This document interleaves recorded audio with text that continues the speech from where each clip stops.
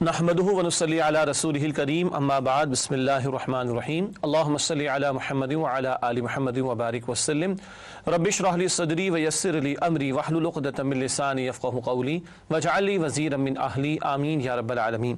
ناظرین کرام السلام علیکم ورحمۃ اللہ وبرکاتہ۔ تعلیمات قرآن سیریز میں آپ کو خوش آمدید کہتے ہیں۔ الحمدللہ 10 پاروں کا مطالعہ کسی درجے میں مکمل ہوا۔ آج انشاءاللہ تعالیٰ اس سیریز میں ہم 11ویں پارے کا مطالعہ کریں گے۔ سب سے پہلے تعارف پیش خدمت ہے۔ تعارف کے والے سے ہمیشہ پہلی بات وہ پارے کے متعلق ہوا کرتی ہے۔ آج انشاءاللہ ہم قرآن کریم کے پارہ نمبر 11 کا مطالعہ کرنے کی کوشش کریں گے۔ تعارف کے حوالے سے اگلا نقطہ ہے سورۃ التوبہ رکوع نمبر 12 تا سورہ ہود رکوع نمبر 1۔ یہ وہ رکوع ہیں ان سورتوں کے جو 11ویں پارے میں شامل ہیں۔ اسی طرح آیات کا ذکر کرتے ہیں۔ سورۃ التوبہ آیت نمبر 94 تا سورہ ہود آیت نمبر 5۔ یہ آیات ہے سورہ توبہ، سورہ یونس اور سورہ ہود کی 5 آیات کہ جو 11ویں پارے میں شامل ہیں۔ اس کے بعد ہمیشہ کی طرح مقاصد مطالعہ پیش خدمت ہے، لرننگ آؤٹ کم جسے ہم کہتے ہیں۔ کیا باتیں ہم سمجھیں گے؟ پہلی بات پارہ نمبر 11 کی آیات کے مضامین کا جائزہ، جس سے پورا ایک اوور ویو رکوع اور آیات کے تحت ہمارے سامنے آتا ہے پارے کے مضامین کے ضمن میں۔ پھر منتخب آیات کا مطالعہ آج بھی آپ کے سامنے رکھیں گے اور زیر مطالعہ آیات میں بیان شدہ اہم اوامر و نواہی کا تذکرہ ہوگا، ڈوز اینڈ ڈونٹس کا تذکرہ ہمیشہ کی طرح آپ کے سامنے رکھیں گے۔ ناظرین کرام بات کو آگے بڑھاتے ہیں۔ سب سے پہلے سورہ توبہ کے مضامین کا ایک اوور ویو یا جائزہ آپ کے سامنے رکھتے ہیں، پھر آیت با آیت آپ کے سامنے تجزیہ رکھیں گے۔ سورہ توبہ کی پہلی 6 آیات جو کہ پہلا رکوع ہے، سن 9 ہجری میں مشرکین عرب کے لیے فیصلہ کن اعلان، 4 مہینے کی مہلت ان کو دی گئی ورنہ گردنیں اڑا دی جائیں گی، بڑی 2 ٹوک سزا کا ذکر آیا تھا۔ پھر آیات 7 تا 24، سن 8 ہجری میں مکہ والوں کے خلاف اقدام کے لیے مسلمانوں کی ذہن سازی۔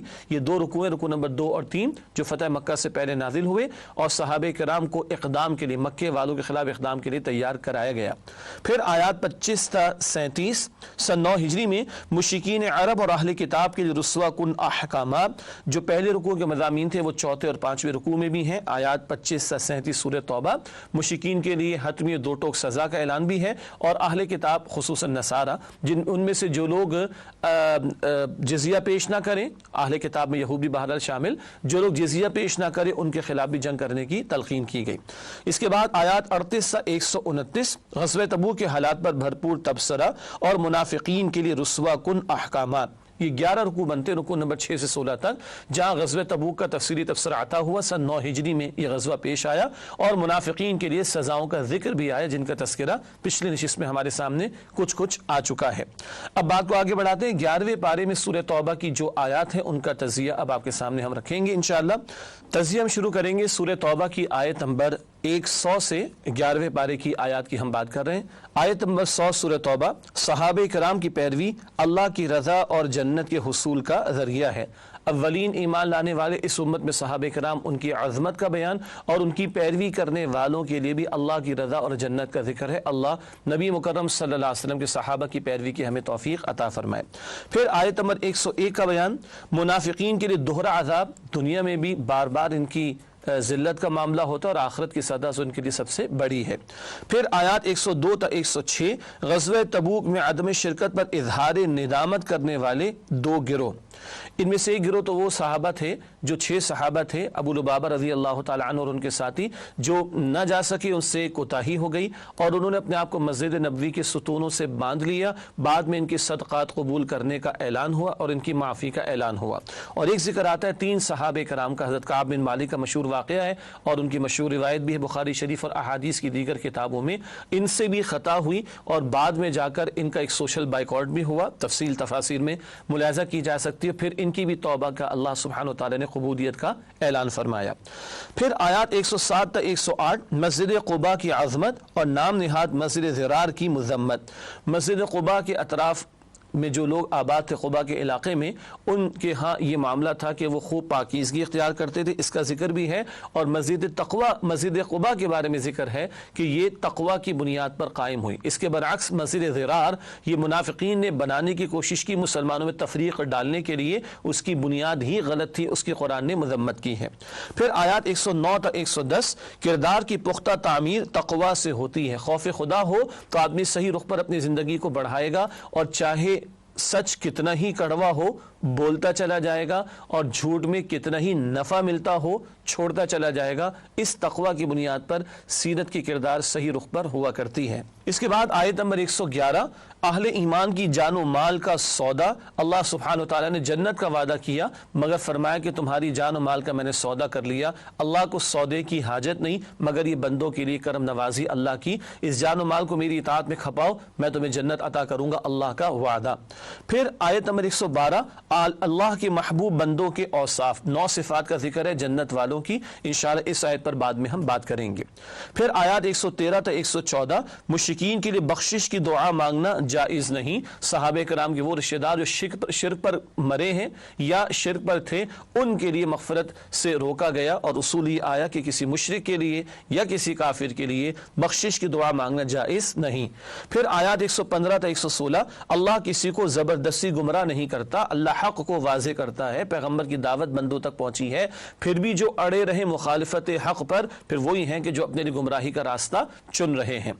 آیت نمبر 117، نبی اکرم صلی اللہ علیہ وسلم اور صحابہ کرام رضی اللہ تعالی عنہم اجمعین پر اللہ کی نظر کرم، بڑا مشکل موقع تھا غزوہ تبوک کا، جیش العسرہ، مشکل والا لشکر اس کو کہا جاتا ہے، اور اللہ تعالی نے بڑا کرم فرمایا اللہ کے پیغمبر علیہ السلام پر اور صحابہ کرام پر، ان عنایتوں کا ذکر اس مقام پر آیا ہے۔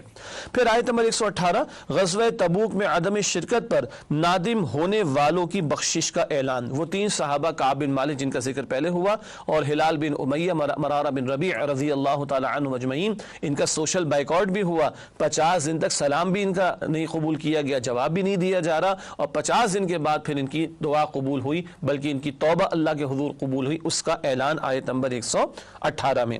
آیت نمبر 119، تقوی اختیار کرنے کے لیے دینی اجتماعیت سے جڑنا ضروری ہے۔ اکیلا آدمی شیطان کے حملے کا شکار ہو جاتا ہے، حدیث میں بھی ذکر ہے، اور دینی اجتماعیت میں جڑ کر اللہ کی اطاعت پر کاربند رہنا، تقوی اختیار کیے رکھنا بندے کے لیے آسان ہوتا ہے۔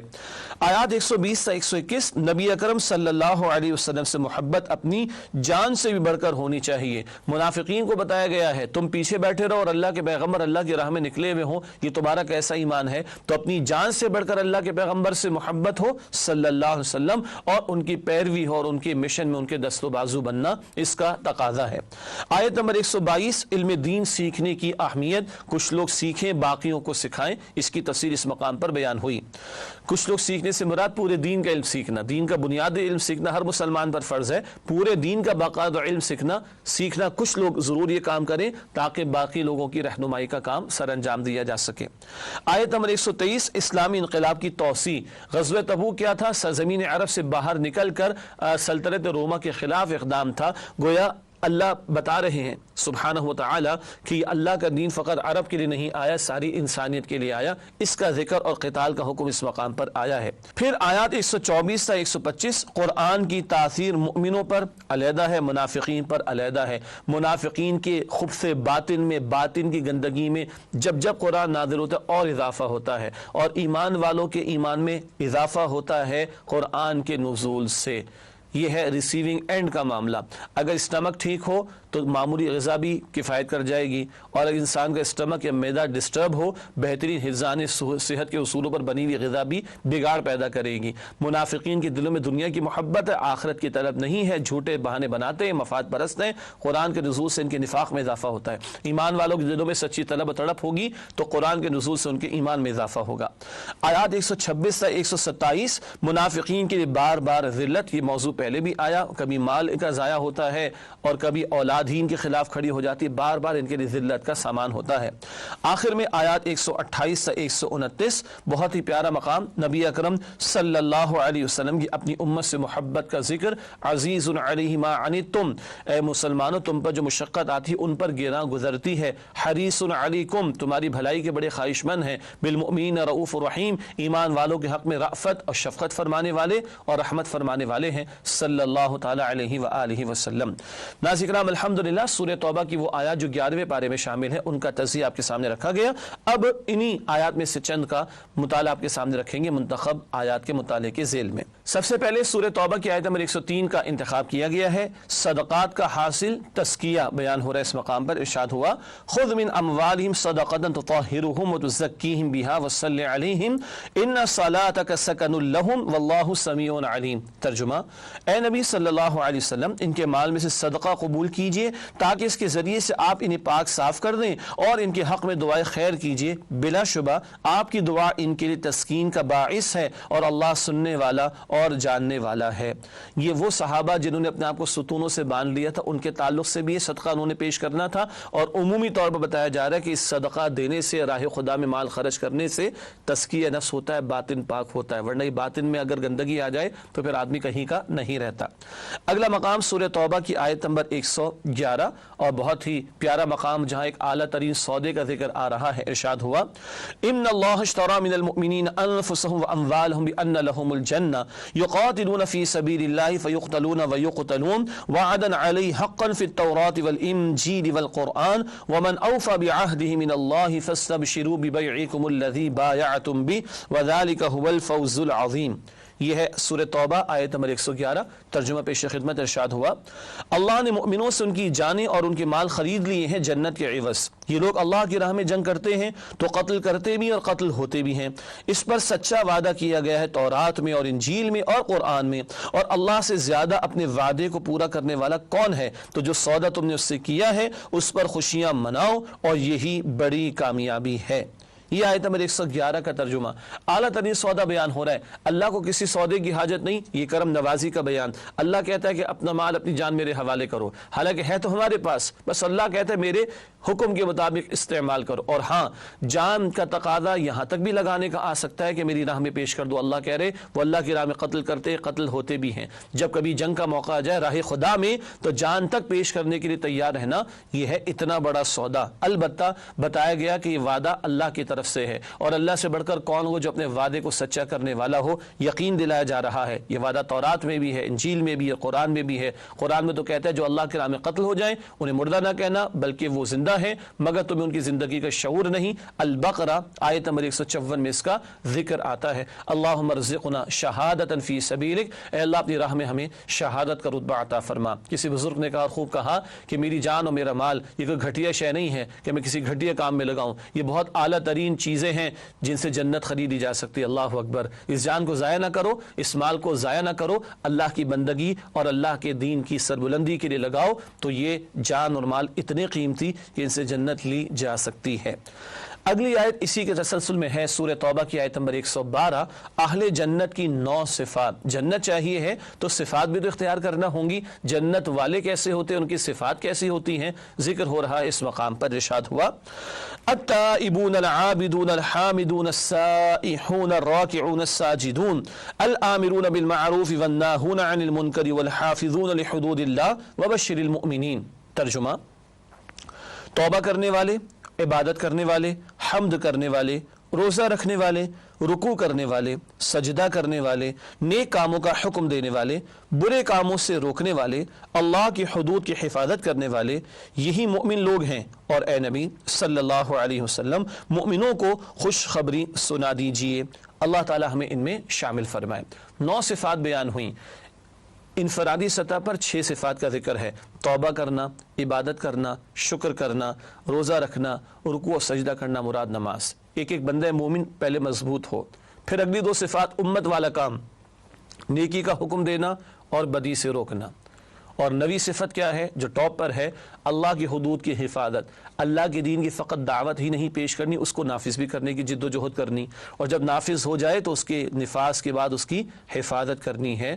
یہ ہے جنت اگر چاہیے تو انفرادی سطح پر بھی اللہ کی بندگی، اللہ کی بندگی کی دعوت بھی، اور اللہ کی بندگی پر مبنی نظام کو قائم کرنے کی جد و جہد بھی، ان کے لیے جنت کی بشارت ہے۔ اللہ ہمیں صفات اختیار کرنے کی توفیق دے اور اللہ ہم سب کو جنت الفردوس میں جگہ عطا فرمائے۔ اگلی آیت ہے سورہ توبہ کی آیت نمبر 118۔ پناہ اللہ ہی کے حضور ملے گی۔ 3 صحابہ کا ذکر ہوا تھا۔ کعب بن مالک رضی اللہ تعالیٰ عنہ کا بار بار نام اس لیے لیا جاتا ہے کہ ان کی روایت بہت مشہور اس واقعے کے تعلق سے۔ یہاں انہی کی توبہ کا اعلان، مگر ایک خوبصورت نقطہ ہے، توبہ کے ضمن میں عرض کروں گا انشاءاللہ۔ ارشاد ہوا وعلی الثلاثة الذین خلفوا حتی اذا ضاقت علیہم الارض بما رحبت وضاقت علیہم انفسهم وظنوا ان لا ملجأ من اللہ الا الیہ ثم تاب علیہم لیتوبوا ان اللہ هو التواب الرحیم۔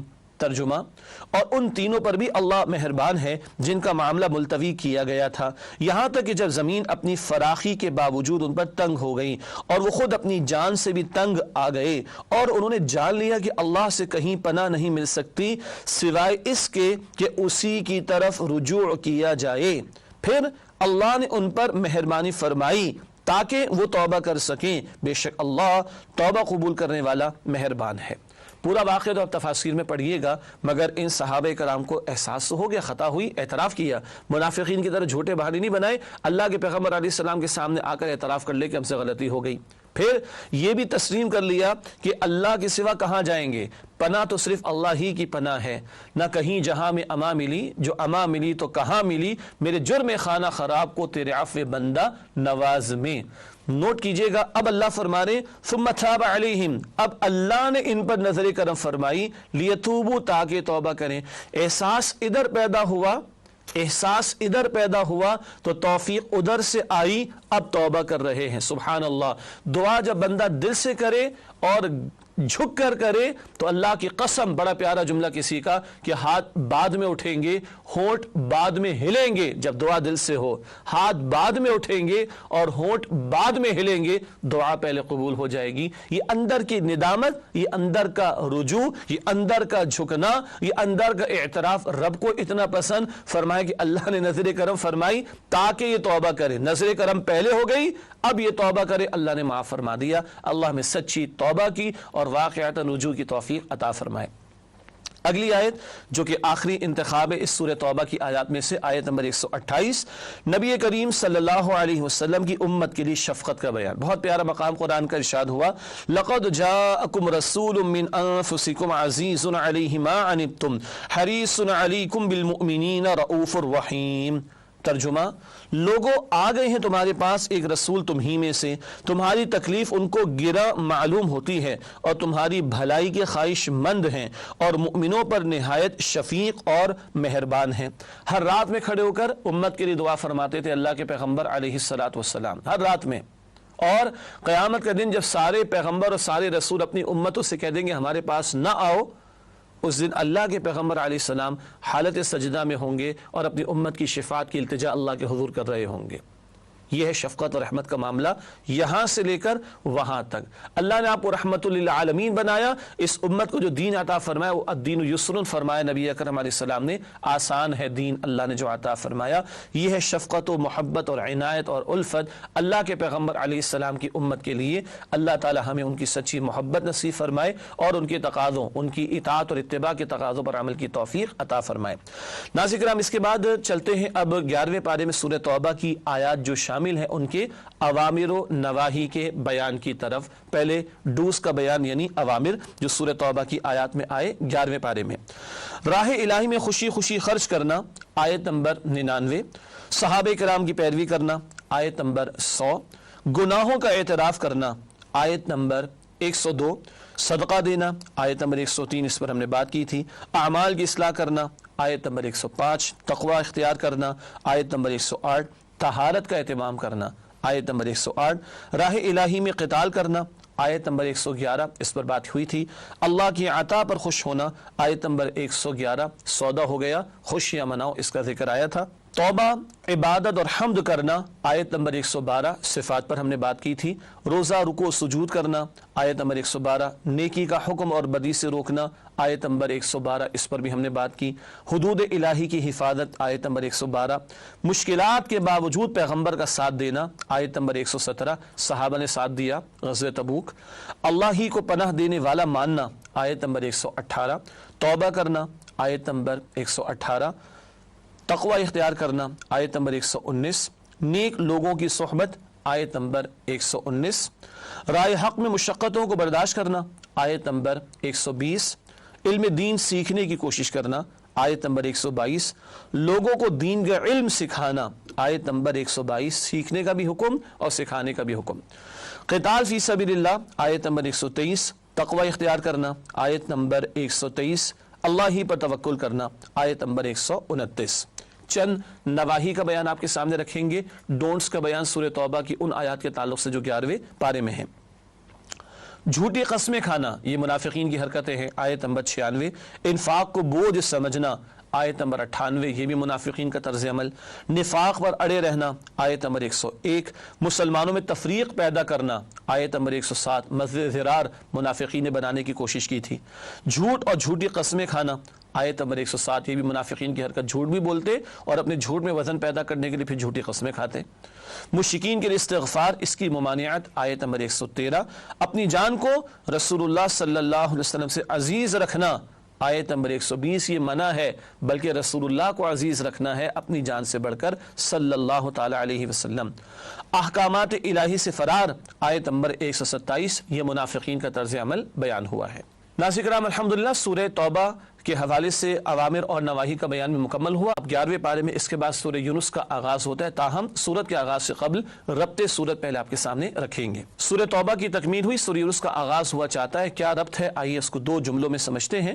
سورۃ التوبہ میں قتال فی سبیل اللہ کا ذکر تھا، مشرکین عرب کے خلاف اقدامات اور غزوہ تبوک کا بیان آیا تھا، یہ سب کچھ قتال کے ضمن میں تھا سورہ توبہ میں۔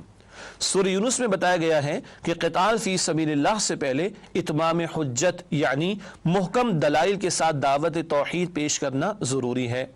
سورہ یونس مکی صورت ہے اور اتمام حجت کا ذکر ہے، دلائل پیش کیے جا رہے توحید کے حوالے سے اور دعوت پوری دلیل کے ساتھ پیش کی گئی۔ اتمام حجت پہلے ہے، پھر قتال کا مرحلہ۔ سورہ توبہ مدنی صورت، وہ بعد میں معاملہ ہے۔ سورہ یونس پہلے ہے کیونکہ وہ مکی صورت ہے۔ اس کے بعد چلتے ہیں سورہ یونس کے مضامین کے تجزیے کی طرف۔ پہلے صورت کا اوور ویو، پھر آیات کا تجزیہ آپ کے سامنے رکھیں گے انشاءاللہ۔ پہلی 70 آیات، آیات 1 تا 70، ایمانیات ثلاثہ یعنی توحید، رسالت اور آخرت کا ذکر ہے۔ یہ تینوں ہمارے بنیادی ایمانیات اور مکی صورتوں کا یہ بنیادی موضوع ہوا کرتے ہیں۔ اس کے بعد آیات 71 تا 98، رسولوں کی اپنی قوموں کے ساتھ کشمکش، حضرت نوح علیہ السلام کا تذکرہ بھی، موسیٰ علیہ السلام کا تذکرہ بھی مختصراً آیا۔ یہ ہے قوموں کے ساتھ رسولوں کی کشمکش کا بیان، آیات 71 تا 98۔ پھر آیات 99 تا 103، ایمان اور اس کا حصول، دلائل پیش کیے گئے ہیں اور ایمان قبول کرنے کی دعوت اللہ کی طرف سے دی گئی ہے۔ اور آخر میں آیات 104 تا 109، اللہ کی طرف سے دو ٹوک اعلانات کہ جو حق قبول کرتا ہے اپنے بھلے کے لیے قبول کرتا ہے، اور جو گمراہی کا فیصلہ کر چکا اس کا نقصان بھی اسی پر ہوگا۔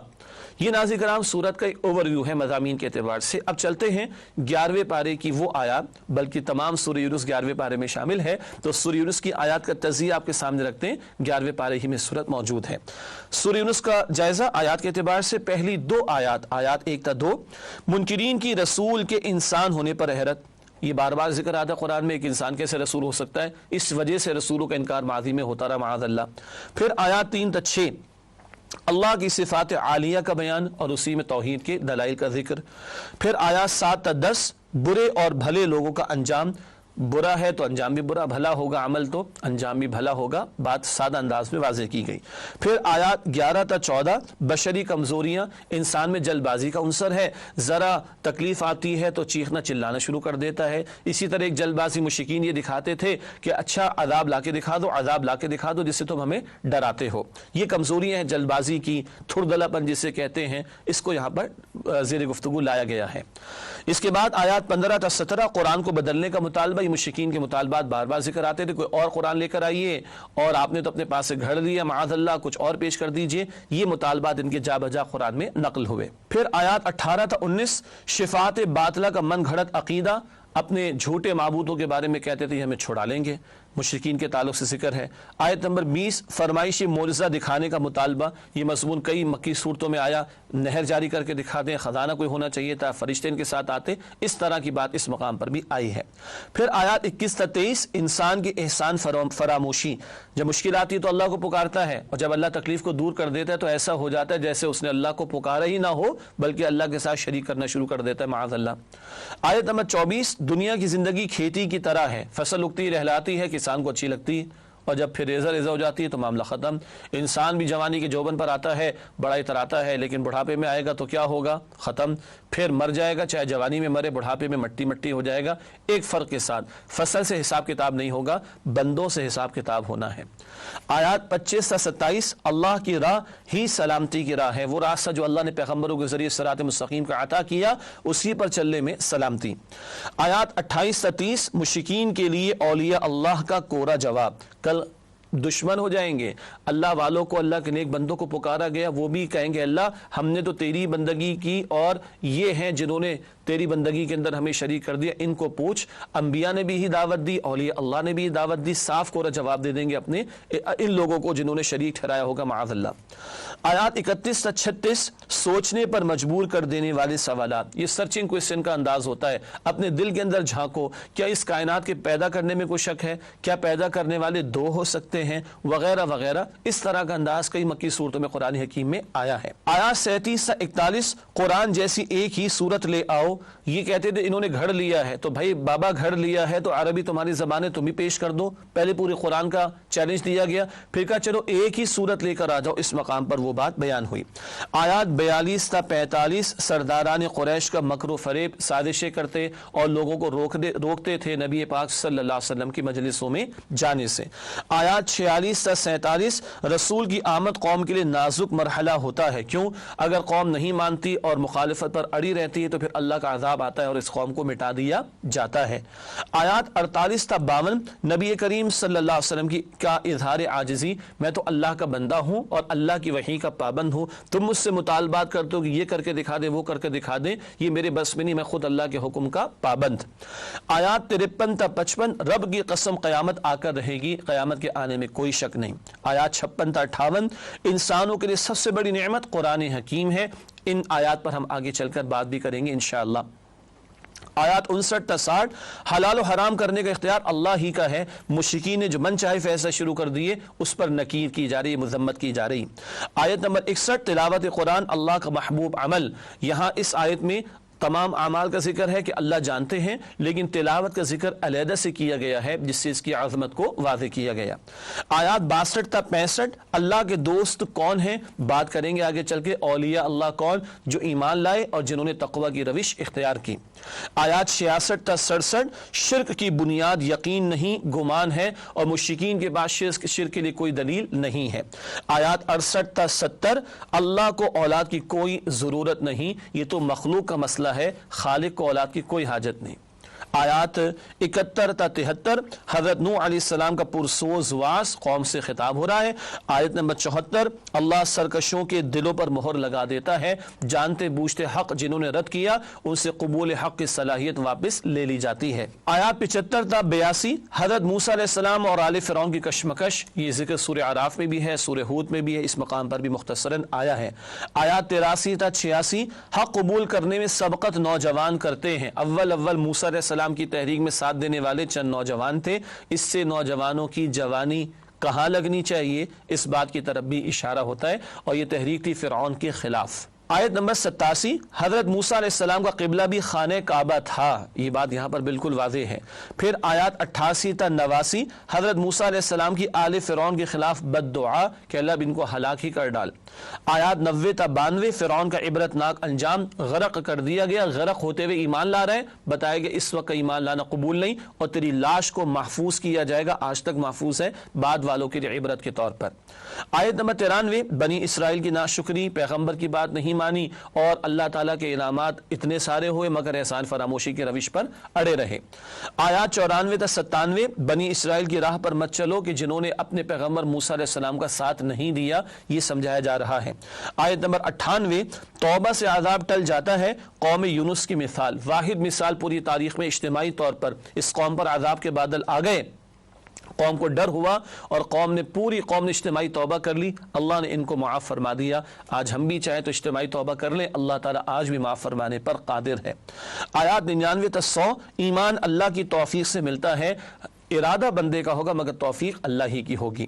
آیات 101 تا 103، اللہ کی آیات پر غور و فکر سے ایمان حاصل ہوتا ہے، آیات اس کائنات میں بھی نشانیاں، آیات نشانی ہمارے وجود میں بھی اور آیات قرآن کی بھی ہیں۔ آیات 104 تا 106 حق اور باطل میں سمجھوتا نہیں ہو سکتا، حق و باطل کو گڈمڈ نہ کیا کرو، یہ سورہ البقرہ میں بھی آتا ہے، اس مقام پر بھی آیا۔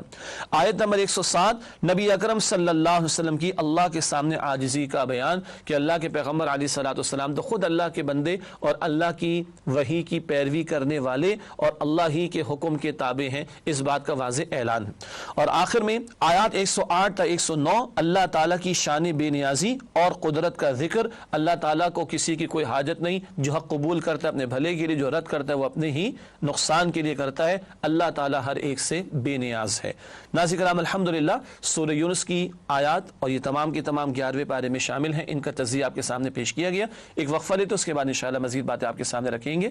السلام علیکم ورحمۃ اللہ وبرکاتہ۔ السلام علیکم ورحمۃ اللہ وبرکاتہ۔ ناظرین کرام، تعلیمات قرآن سیریز میں خوش آمدید۔ وقفے سے پہلے سورہ یونس کی آیات کا تجزیہ آپ کے سامنے پیش کیا گیا۔ اب بات کو آگے بڑھاتے ہیں۔ 11واں پارہ آج ہمارے زیر مطالعہ ہے اور سورہ یونس کی منتخب آیات کا مطالعہ آپ کے سامنے رکھیں گے۔ سب سے پہلے سورہ یونس آیات 7 تا 8 کا تجزیہ آپ کے سامنے بلکہ مطالعہ آپ کے سامنے رکھ رہے ہیں۔ اہل جہنم کون؟ اللہ اکبر۔ قرآن بتا رہا ہے، ارشاد ہوا، ان الذين لا يرجون لقاءنا ورضوا بالحياة الدنيا واطمأنوا بها والذين هم عن آياتنا غافلون اولئك مأواهم النار بما كانوا يكسبون۔ ترجمہ، بے شک جن لوگوں کو ہم سے ملنے کی توقع نہیں اور وہ دنیا کی زندگی سے خوش اور اسی پر راضی ہو گئے ہیں اور ہماری نشانیوں سے غافل ہیں، ایسے لوگوں کا ٹھکانہ دوزخ ہے بسبب ان اعمال کے جو وہ کرتے ہیں۔ اللہم اجرنا من النار، اے اللہ ہم سب کو آگ کے عذاب سے محفوظ فرما۔ کون اللہ سے ملنا نہیں چاہتے، دنیا کی زندگی اسی پر راضی، اسی پر مطمئن اور کچھ فکر نہیں، اور اللہ کی آیات سے غفلت۔ ہم اللہ سے ملنا چاہتے ہیں، موت کے لیے تیار ہیں، آخرت ہماری ترجیحات میں ترجیح نمبر 1 ہے، دنیا کو ہم عارضی سمجھتے ہیں، ہمیشہ کے لیے سمجھتے ہیں، اور اللہ کی یہ آیات قرآن، اس کے تعلق سے ہمارا طرز عمل کیسا ہے۔ دیکھ لیں، یہ وہ جرائم ہیں جن جرائم کے کرنے والوں کا ٹھکانہ جہنم میں، اللہ ان جرائم سے بھی اور جہنم کی آگ سے بھی ہم سب کی حفاظت فرمائے۔ اگلی آیت نمبر 12 ہے سورہ یونس کی، انسان کی ناشکری، اس کا تذکرہ ہو رہا ہے۔ ارشاد ہوا، وَإِذَا مَسَّ الْإِنسَانَ الضُّرُّ دَعَانَا لِجَنبِهِ أَوْ قَائِدًا أَوْ قَائِمًا فَلَمَّا كَشَفْنَا عَنْهُ ضُرَّهُ مَرَّ كَأَن لَّمْ يَدْعُنَا إِلَى ضُرٍّ مَسَّهُ كَذَلِكَ زُيِّنَ لِلْمُسْرِفِينَ مَا كَانُوا يَعْمَلُونَ۔ ترجمہ، اور جب انسان کو کوئی تکلیف پہنچتی ہے تو ہمیں پکارتا ہے، لیٹے بھی، بیٹھے بھی، کھڑے بھی، پھر جب ہم اس کی تکلیف کو اس سے دور کر دیتے ہیں تو وہ ایسا ہو جاتا ہے کہ گویا اس نے اپنی تکلیف کے لیے جو اسے پہنچی تھی کبھی ہمیں پکارا ہی نہ تھا۔ ان حد سے گزرنے والوں کے لیے ان کے اعمال کو اسی طرح خوشنما بنا دیا گیا ہے۔ یہ انسان کی ناشکری کا بیان۔ گوٹ پھنسی تو اللہ یاد آیا، اور جب مشکل دور ہو گئی تو ایسے بھولے کہ کبھی اللہ کو پکارا ہی نہیں تھا۔ پھر قرآن کہہ رہے ہیں ان کے اعمال خوشنما بنا دیے جاتے ہیں۔ یہ ناشکری، اللہ کو بھلا دینا، یہ بڑا اچھا لگ رہا ہوتا ہے، اسی میں مست ہو جاتے ہیں، پھر موت اور پھر عذاب ہے۔ اللہ اکبر کبیرہ۔ مشکل میں بھی اللہ کو پکارنا ہے اور خوشحالی میں اللہ کا شکر ادا کرنا ہے۔ مومن کی شان کیا ہے؟ نعمت ملے شکر کرتا ہے، مصیبت آتی صبر کرتا ہے، بخاری شریف کی روایت ہے۔ اس کے بعد اگلی آیت سورہ یونس کی آیت نمبر 24، دنیا کی حقیقت، اس کا تذکرہ۔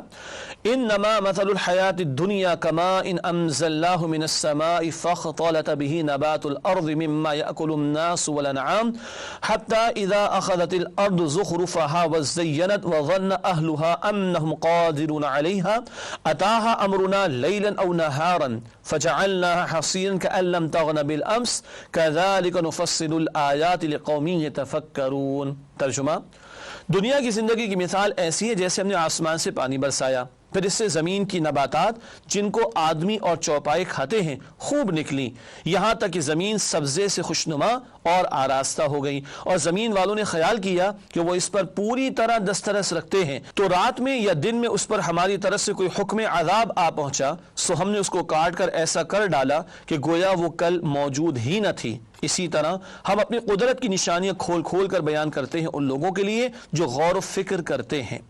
یہ ہے آیت نمبر 24 سورہ یونس کی۔ بارش برسی، فصل اگی اور لوگ بڑے خوش ہو گئے، پھر کیا ہوتا ہے؟ کبھی اللہ کا حکم عذاب آ جاتا ہے اور وہ فصل چورا چورا ہو جاتی ہے۔ انسان بھی سمجھتا ہے جوانی کے جوبن پر ہم سے بڑھ کر کون، اور گئے وقتوں کے ڈائلاگ ہے نا، ہم سے زمانہ زمانے سے ہم نہیں، پہاڑوں سے ٹکرانے کا حوصلہ، کسی کو خاطر میں نہ لانا، جوتے کی نوک پر دوسروں کو رکھنا. پھر اللہ کبھی دنیا میں دکھاتا ہے. اسی جوانی کے عالم میں کبھی ایسی بیماری آ جائے، بڑھاپے میں 2 آدمیوں کے سہارے بغیر چل نہیں سکتا. لیکن فرق کیا ہے؟ فصل چورا چورا ہو گئی، ختم. تم تو ختم نہیں ہو جاؤ گے. صدیق فرماتے، صدیق اکبر رضی اللہ عنہ، کاش میں ایک تنکا ہوتا جل کر ختم ہو جاتا، اس سے حساب کتاب نہیں. مگر ابو بکر صدیق سے تو خطاب ہوگا حساب ہوگا رضی اللہ تعالی عنہ. جنہیں جنت کی بشارت ملی وہ کل کے بارے میں اتنے فکر مند. میں اور آپ کل کے بارے میں فکر مند ہیں کہ نہیں، یہ ہمیں سوچنا ہے.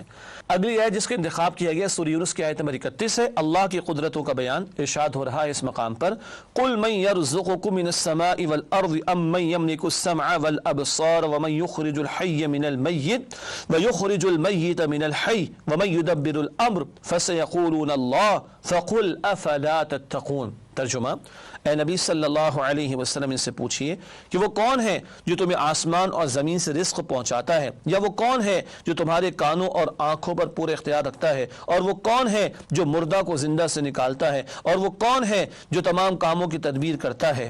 وہ ضرور یہی کہیں گے کہ اللہ. تو اس سے کہیے کہ پھر تم اللہ سے ڈرتے کیوں نہیں؟ ان باتوں کو تو مشرکین بھی مانتے تھے مگر اللہ کے ساتھ شریک ٹھہراتے تھے. آج ان نعمتوں کو ہم بھی غور و فکر کرتے ہیں کہ نہیں کرتے؟ یہ آنکھ، کان، اسی طرح یہ زندگی موت کا نظام، یہ زمین و آسمان سے رزق عطا کیا جانا، یہ بے شمار نعمتیں دینے والا کون؟ اللہ.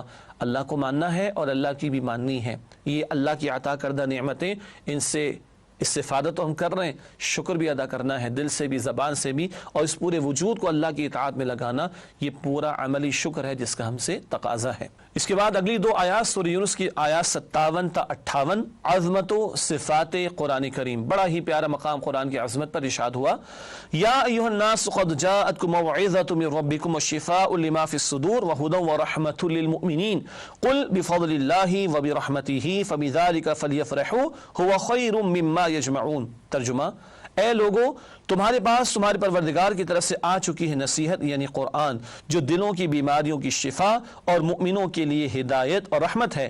کہہ دیجئے کہ یہ کتاب اللہ کے فضل اور اس کی رحمت سے نازل ہوئی ہے، تو چاہیے کہ لوگ اس پر خوشیاں منائیں. یہ اس سے کہیں بہتر ہے جو وہ جمع کرتے ہیں. یہاں اللہ سبحانہ و تعالیٰ نے ناظرین کرام 4 صفات قرآن حکیم کے بیان فرمائیں. یہ اللہ کی طرف سے واعظ ہے، اللہ کی طرف سے یہ سینوں کے امراض کی شفا بھی ہے، یہ ہدایت کا ذریعہ ہے، اور یہ رحمت کا باعث ہے. اللہ تعالیٰ اس قرآن سے ہمیں استفادے کی توفیق دے، نصیحت بھی حاصل کریں، دلوں کی بیماریوں کو بھی دور کریں. دل صاف ہوگا تو احکامات قبول تو کیے بیٹھے ہیں، یقین بھی ہوگا انشاءاللہ، اور جب عمل کریں گے تو یہ ہمارے لیے رحمت بنے گا. مزید فرمایا کہ یہ اللہ کے فضل سے ملا، اللہ کی رحمت سے ملا. یہ قرآن اللہ کی رحمت کا بہت بڑا مظہر، اس پر خوشیاں مناؤ. اگر اس میں سے کچھ ملا تو بہت کچھ مل گیا. ہوا خیر مما یجمعون، جو کچھ بھی لوگ جمع کر رہے ہیں سب سے بڑھ کر جو دولت جمع کیے جانے کے قابل و قرآن. بس چیک یہ کر لیں آپ کی میری زندگی میں قرآن کتنا شامل. روزانہ کی بنیاد پر ہم نے اپنی دنیاوی تعلیم کے لیے، اپنے بچوں کی دنیاوی تعلیم کے لیے کتنا پیسہ وقت لگایا، اور اس بہترین تعلیم کے لیے کتنا وقت لگایا اور لگا رہے ہیں. اگلی آیات کی طرف چلتے ہیں، آیات 62 تا 64 سورہ یونس. اولیاء اللہ، اللہ کے دوست، اللہ کے ولی کون؟ ارشاد ہوا، الا ان اولیاء اللہ لا خوف علیہم ولا هم يحزنون الذين آمنوا وكانوا يتقون لهم البشرى في الحياة الدنيا وفي الآخرة لا تبديل لكلمات الله وذلك هو الفوز العظيم. ترجمہ، آگاہ ہو جاؤ، اللہ کے دوستوں پر نہ کوئی خوف ہوتا ہے اور نہ وہ غمگین ہوتے ہیں. یہ وہ لوگ ہیں جو ایمان لائے اور پرہیزگار رہے، ان کے لیے دنیا کی زندگی میں بھی خوشخبری ہے اور آخرت میں بھی. اللہ کی باتوں میں کوئی تبدیلی نہیں ہوا کرتی، یہی بڑی کامیابی ہے. اللہ کے دوست کون ہیں؟ جو ایمان لائے اور جنہوں نے تقوی اختیار کی. تقوی کیا ہے؟ خوف خدا دل میں ہونا، اور نمبر 2 گناہوں سے اپنے آپ کو بچانا. یہ بہت بڑی عبادت ہے. گناہوں سے بچنے پر توجہ آج ہمارے کم ہے. ایک تو سابقہ یعنی ہمارے اسلاف گزرے، وہ تو بہت بڑی ہستیاں تھیں، مگر میں اور آپ بھی اللہ کے دوست بننا چاہیں تو یہ راستہ کھلا ہوا ہے. ایمان بھی ہو، دل والا ایمان بھی، اور تقوی کی روش بھی ہو، تو پھر اللہ ایسوں کو اپنا دوست قرار دیتا ہے جن کو کوئی خوف اور غم نہیں ہوتا. دنیا میں بھی بشارتیں ہیں اور آخرت میں بھی اللہ کی طرف سے بشارتیں. اللہ اپنے اولیاء میں ہمیں شامل فرمائے. ناظرین کرام، سب سے آخر میں فرمان نبوی صلی اللہ علیہ وآلہ وسلم پیش خدمت ہے. اللہ تعالیٰ اسی کتاب یعنی قرآن کی بدولت قوموں کو عروج عطا فرمائے گا، اور اسی کتاب کو چھوڑنے کے باعث قوموں کو ذلیل و رسوا کرے گا. صحیح مسلم کی روایت ہے. اللہ تعالیٰ ہمیں قرآن حکیم کو تھامنے کی توفیق عطا فرمائے. آمین یا رب العالمین. وآخر دعوانا ان الحمد للہ رب العالمین. والسلام علیکم ورحمۃ اللہ وبرکاتہ.